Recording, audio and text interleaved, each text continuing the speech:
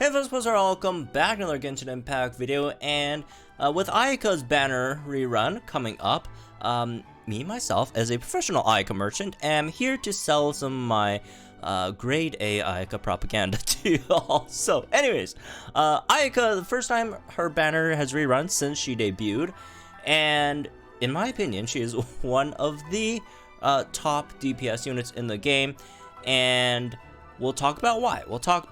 Alright? So, first of all, what folks need to know is she's mainly a main DPS, right? You could use her in some other ways, but that's most of her job, right? Is to come out there, be on the field, do some really good damage, mainly through her burst, right? But her E could do some solid damage as well, and her charge attack could actually hit some really nice numbers too. So she's not the type like something like official or Yay Miko, who, you know, come out there, throw out your turrets, and you swap, and it swaps to some other characters to actually do that. No, she does most of the work herself, right? She does most of the work herself. So yeah, she has a charge attack that could do some really nice damage, and the great thing about it is because of her Kamisato Art Senho, right? Which is, it turns your sprint, as you guys probably have seen everywhere, right? It turns your sprint into like this ice puddle like thing that it's like Mona but like ice basically, right? And it infuses your attack with cryo for a few seconds, and it also should give you if I could there it is, an extra 15 or 18% cryo damage bonus for 10 seconds as well, right? Also gives you some stamina back, which is really nice for your extra charge attacks, right? Because of the fact that your charge attacks could actually do some solid damage over here, right? With that extra passive talent over there as well. So yeah, it's basically her bread and butter is, you know, do your stuff. You could swim around, get stamina back, you know, infuse your attacks with cryo, and start slashing some cryo damage. That's her charge attack. Looks very cool, by the way, as well, right? So it's not one of those, you know, very cool looking charge attacks that go to waste because they don't really do that, like Jolie's charge attack, let's be real, right? Looks cool, doesn't really do, you know, I mean, you could definitely build physical Jolie, but, you know, that's definitely not what most people use them for, right? So, very nice charge attack, and you know, in terms of her E is very simple in comparison to her brothers, I guess, which is a bit more complicated. Her E is just like an attack. It's an AoE attack, right? Like, around her, does some damage, 10-second cooldown, gives a lot of energy particles back, right, by the way, right, per the, you know, 10-second cooldown. It's basically, you know, it's a field of ice things that burst into the air and attack all those opponents around you that, you know, that are within range. So it's mostly for generating particles. It could do some damage as well. It could also, again, buff your charge attacks after that too. But your big thing is your burst, and her burst might be one of the strongest damage dealing bursts in the game. It's so freaking good.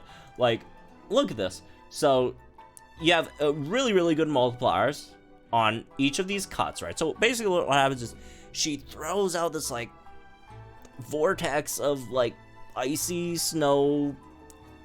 I assure you, even though it's snow, it hurts a lot, and it just swirls around and does like a ton of damage, right, for 5 seconds, and it gives you a ton, just so many hits.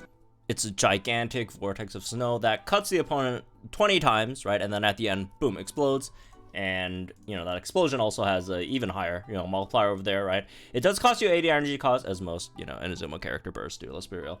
But it's super powerful. Like, this thing is bonkers. Like, honestly, like, look, things. This thing is just completely stupid. You just throw it in there, it starts swirling, does a billion damage. Look at this thing with a shield, getting completely cut down. It's so stupid. it's so many hits, right?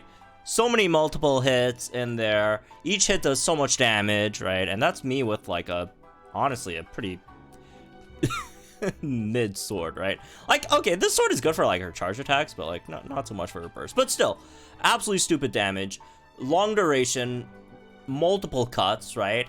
And it does have a solid enough range to hit multiple enemies, right? It's not a insane, crazy range. Like, it's kind of like Venti's, except obviously you don't suck people in, right? So, but yeah, it doesn't have the craziest range. But if you group enemies together, right? Like, for example, you have like a Venti or something else. Oh my god, this guy's relentless. Jeez, I mean, shoutouts to this guy, but like, you could group enemies together, and it could just a lot of times just one shot at like complete domain, right? Like it's incredibly stupid, and it's just very, very powerful. Like Ayaka, like again, among other things, right? She could utilize the Blizzard Strayer artifacts. This is not my Ayaka set. I switched it with Ganyu temporarily. It's not that I have my Ayaka set on Ganyu right now. But anyways, you get to use Blizzard Strayer, so when you're building her, you actually don't have to worry too much about crit rate, because of the fact that Blizzard Strayer, gives you that extra crit rate. There's so many things that, give cryo characters extra crit rates, right? So she's pretty, easy to build as well, right? If you look at weapons, there are some really solid, free weapons. The Black Cliff sword is nice, right? You could use the Inazuma craftable weapon, also really, really good as well, right? Especially the energy that you gain back just to spam your ult and, well, destroy everything.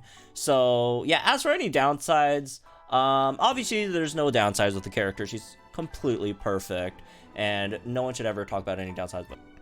But okay, if you're bad at aiming her ult, sometimes it could slightly suck. Like me. Alright, here's the thing. Okay, her ult, as powerful it is as it is, you have to make sure your enemies don't slip out of it, right? Because a lot of enemies, they run around, they do their thing, right? And I'm struggling against this ore. Unfortunately, she's not the best ore breaker unit in the game. But a lot of enemies, they walk around when you're using her ult, and sometimes they just walk out of it, right?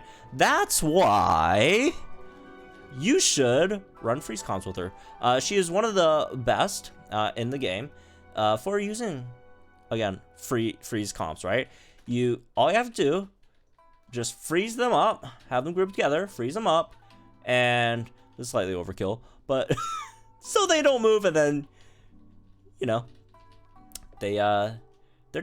They're dead because they can't move and can't dodge your thing. But I guess aiming your ult is like slightly awkward, all right, sometimes. Her energy cost is a bit high, so it's always nice to have extra cryo batteries for her. I mean, I have Shenhe, obviously. Shenhe is just incredible with her, right? One of her, best teams, probably her, Shenhe, Kokomi, and like Kazuha maybe, right? But you don't have to use Shenhe. There's plenty of other great cryo options that are, semi free to play.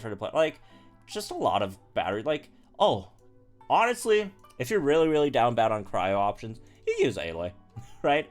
Aloy, for all her faults, she gives you a decent amount of energy, regen with her E at least. But that aside, stuff like Rosaria to give you even more crit, for one, and again, a lot of particles that you generate, especially if you run something like a Voice Lance or whatever, right? Crazy particles. Kea could also, serve as support over there. Diana's fantastic too, right? Yeah, just make sure you just battery her up a bit, right? So that's, I guess, most of the downsides. Like she is so good that she makes just terrible people like me sleepwalk through a 36-star Spiral Abyss, right? Like, she's just so good. That's what I'm trying to say. Also, if you do want to look at the banner, right, you got a lot of potential here as well, right? For Ayaka, obviously Rosaria plus Ayaka could definitely be a really, really nice duo. It's just Razor's kind of, they don't really work too well. And if you don't have a single copy of Sayu, she will change your life, right? She just makes everything so much easier with her, mobility and traveling capacities, right? Like, yeah, at least try to get one Sayu, right? Makes everyone's life so much easier. Speaking of making lives easier, look at this, man. Look at this. Everyone needs this in their lives. Everyone needs this in their lives. Fantastic stuff, man. As I completely botched that one, but you know, if you ever want to, you know, just swim all the way to Inazuma without anyone, you know, trying to tell you not to, right? You could just bring up an Ayaka, build yourself an ice bridge, and you'll walk all the way through to Inazuma. Well, once you got clear of the thunders and stuff. But yeah, she could dance, she could do damage, she could destroy Spiral Abyss enemies, she freezes stuff, one of the best freezers in the game, just because of, you know, the 100% cryo infusion uptime, right? She has really nice animations, her story's great personality, really nice voice acting too. She could deal damage at all 3 levels, right? A lot of damage dealers are not a 3-level damage dealer, right? Some damage dealers only really do damage on their normal attack, some damage dealers only really do damage on their burst. She could do damage on her burst, she could do damage on her E, she could do damage on her on her charge attacks, right? Like, she's perfect. That's everything you ever really need in your Genshin life. She could traverse through, you know, all the water in the world, right? If you ever want to just swim around for no reason, she could freeze this entire pond in 1 E, right? What else do you need, man? What else do you need? She's great. She's the best. Slight, I guess, just for people who are waiting for Yelan,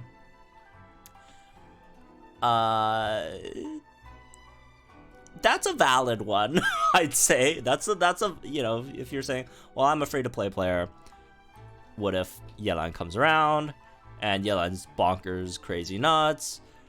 Okay, that's fair. You don't have to summon on her right away. You could maybe, you know, wait till the 2.7 special program, if they announce Yelan's skills and stuff, and if she is actually just stupid broken, then okay, I could forgive that one. That's fine, right? But otherwise, yeah, she's just a great unit, especially if you are free to play, right? Like, yeah, like she gets stupid crazy at like stuff like, you know, C2. You get like 2 additional, you know, snowflake, whatever, frostflake blooms, right? And then C4, she debuffs the defense for the opponent, and then, you know, that's obviously damage increase for your whole team. Goes crazy with these constellations. But at C0, as my C0 Ayaka is, C0's totally fine. C0, she's still completely bonkers as a damage dealer, and you don't need constellation for her at all, right? Again, she's solid free to play weapons. Her artifact farming isn't that bad because you don't really need crit rate, right? It's just maybe some of the teammates that you run with her might be a bit costly, but you could definitely make some really easy, solid free to play, semi free to play teams with her as well, right? You know, run a freeze team with like her, Xingqiu, Diona, like Sucrose, whatever, right? Like she could have easy teams too, right? Free to play teams. Like, she's just fantastic. Yeah, she's the best. She's the best. Anyways, that's me with this one, I guess. Hope y'all enjoyed. Guys, think in the comments down below. Like, share this video, subscribe to the channel for some more Genshin Impact content. Let me know if you guys are playing for Ayaka or not, and I'll see you guys in the next one then.